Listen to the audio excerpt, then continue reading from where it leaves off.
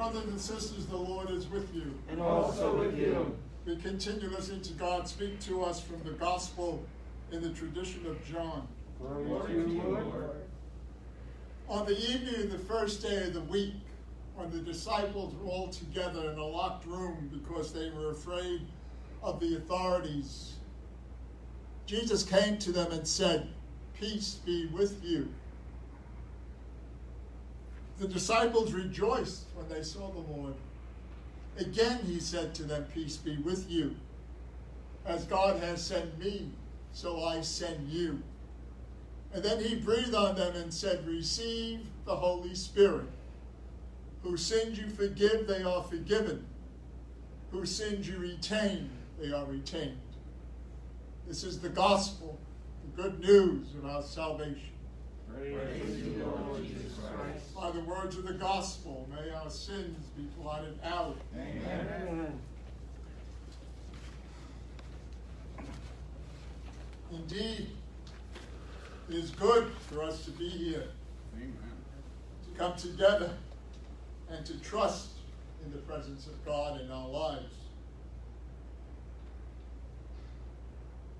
There's been a lot going on in the world the past couple of days, the past couple of months. The past couple of days have been very tragic. We have a letter from the College of Bishops that we've been asked to read. Recent events in Minneapolis and Brunswick, Georgia, where two men were brutally murdered, one due to excessive force by a policeman, and the other gunned down by white vigilantes. We, the College of Bishops, condemn in the strongest terms the sin of racism. We speak out against systematic racism that has infected institutions charged with protecting and serving.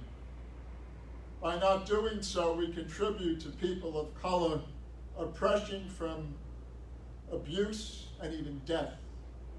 We may have failed to speak out in the past, but we promise we will strive to make recompense by boldly speaking out against racism in favor of justice for those who have been harmed by the sin of racism, and taking action to insist that government leaders do their duty to pass laws and regulations to protect all racial minorities. In the letter of John, we hear from the mouth of Jesus, "Whoever claims to love God and hates brother or sister is a liar. For how can one love their brother or sister whom they have seen and cannot love God whom they have not seen?" Research shows that it has become more common for people to express racial or radically insensitive views toward minorities over the past 3 years. An overwhelming majority of people of color feel whites benefit from a fair amount of advantages that blacks do not have. People of color have only 10 cents in worth for every dollar held by white households. People of color are also twice as likely to be pulled over while driving and 3 times as likely to be killed by police as whites are. We, the College of Bishops, therefore call on the clergy and members of the Catholic Apostolic Church in North America and all of our ecumenical brothers and sisters to pray for an end to racism in the church, private sector, and in government institutions. Additionally, we implore our local state governments to invest and employ resources to immediately bring an end to racism, racial bias, racial profiling, and racial discrimination in workplaces, housing, public accommodations, investments, and any other opportunity that leads to a better life. The College of Bishops directs that this letter be sent to each parish, mission, and religious community, and that this letter be made public on social media platforms and by media distributions listed by parishes, missions, and religious communities. In the spirit of Christ's love for all of humanity, Bishop Anthony Santori, presiding bishop, and the College of Bishops of the Catholic Apostolic Church in North America.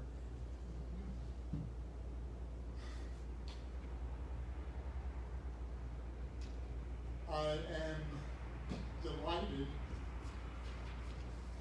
that the College of Bishops sent that letter out, because it'll cause me to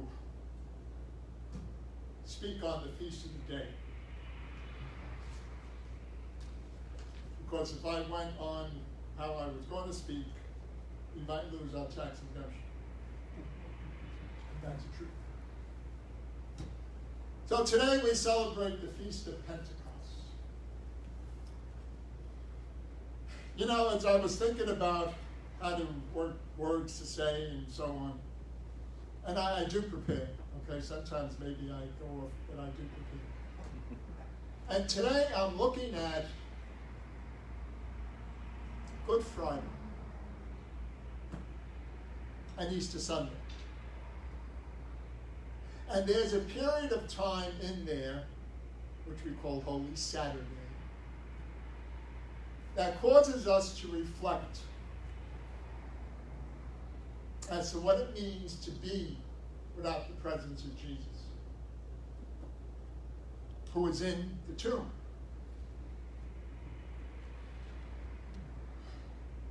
And it's up to each one of us to make sure that the presence of Jesus is never out of our lives.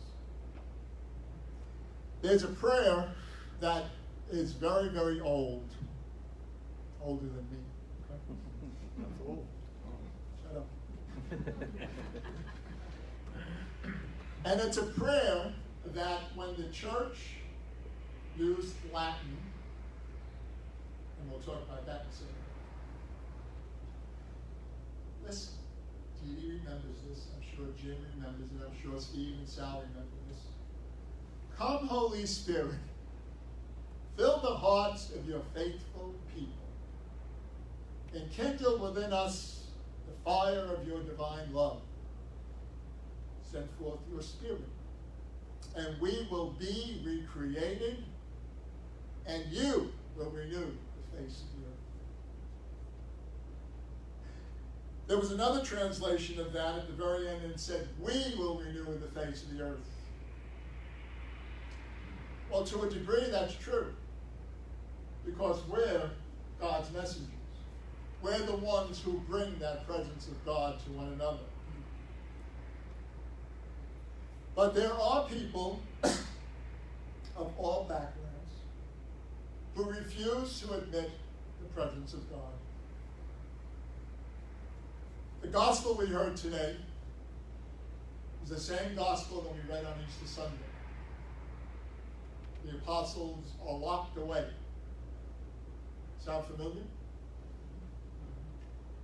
Many of us have been locked away for 2 months, if not more. And things seem to be opening up a little. Thank God, as we can gather. But the first thing that Jesus speaks about is peace. Peace be with you.